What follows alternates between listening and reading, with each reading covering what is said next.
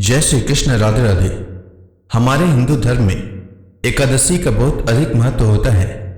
हर माह में 2 बार एकादशी पड़ती है, एक कृष्ण पक्ष में और एक शुक्ल पक्ष में। साल में कुल 24 एकादशी पड़ती है। एकादशी के दिन भगवान विष्णु की विधि विधान से पूजा अर्चना की जाती है। एकादशी तिथि भगवान विष्णु को समर्पित होती है। इस समय आषाढ़ मास का शुक्ल पक्ष चल रहा है। आषाढ़ शुक्ल पक्ष की एकादशी को देवसैनी एकादशी के नाम से जाना जाता है। भगवान विष्णु देवसैनी एकादशी से 4 माह तक विश्राम करते हैं। इस समय को चतुर्मास भी कहा जाता है। इस दौरान किसी भी तरह के मांगलिक कार्य नहीं किए जाते हैं। भगवान विष्णु के विश्राम करने से सृष्टि का संचालन भगवान शिव करते हैं। आइए जानते हैं आषाढ़ मास के शुक्ल पक्ष में पड़ने वाली एकादशी यानी देवसैनी एकादशी के शुभ मुहूर्त के बारे में। तो आषाढ़ मास के शुक्ल पक्ष की एकादशी तिथि का प्रारंभ 16 जुलाई को रात 8:33 से होगा और एकादशी तिथि का समापन 17 जुलाई को रात 9:02 तक होगा। देवसैनी एकादशी का व्रत इस बार 17 जुलाई को रखा जाएगा। 17 जुलाई को सूर्योदय का समय सुबह 5:34 और सूर्यास्त का समय शाम 7:20 रहेगा। इस दिन ब्रह्म मुहूर्त सुबह 4:13 से सुबह 4:53 तक रहेगा।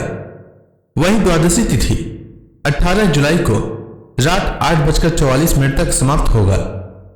देवसैनी एकादशी व्रत पारण का समय 18 जुलाई को सुबह 5:35 से सुबह 8:20 तक रहेगा। आपको इसी समय व्रत का पारण करना चाहिए।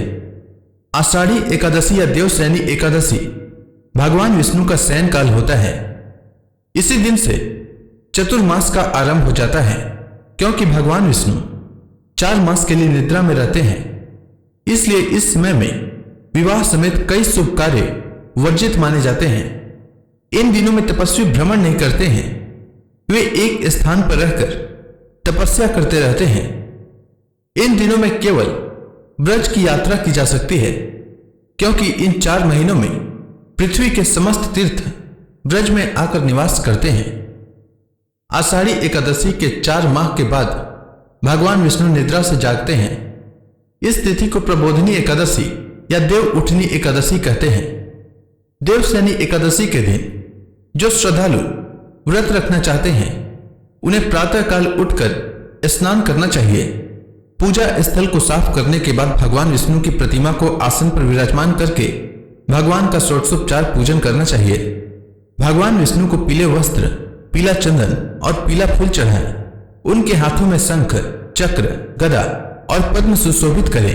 भगवान विष्णु को पान और सुपारी अर्पित करने के बाद धूप, दीप और पुष्प चढ़ाकर आरती उतारें और देवसैनी एकादशी व्रत कथा का श्रवण करें।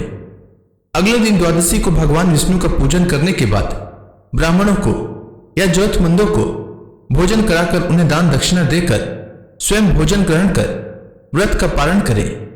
द्वादशी के दिन पारण में चावल अवश्य खाना चाहिए। साथ ही इस बात का ध्यान रखें कि पारण के भोजन में प्याज और लहसुन का प्रयोग नहीं करना है।